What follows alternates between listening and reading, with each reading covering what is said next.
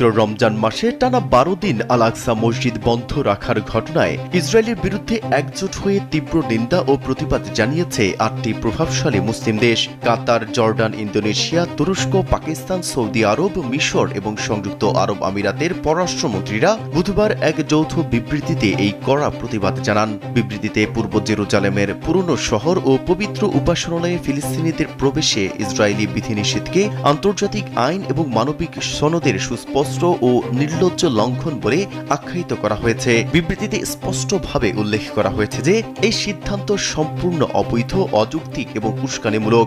৮ দেশের পররাষ্ট্রমন্ত্রীরা জোর দিয়ে বলেন, দখলকৃত জেরুজালেম বা সেখানে অবস্থিত কোনো ইসলামী ও খ্রিস্টান পবিত্র স্থানের উপর ইসরায়েলের বিন্দু মাত্র সার্বভৌম অধিকার নেই এবং পুরো আল আকসা মসজিদ প্রাঙ্গণ একচেটিয়াভাবে কেবল মুসলমানদের ইবাদতের জন্য নির্ধারিত।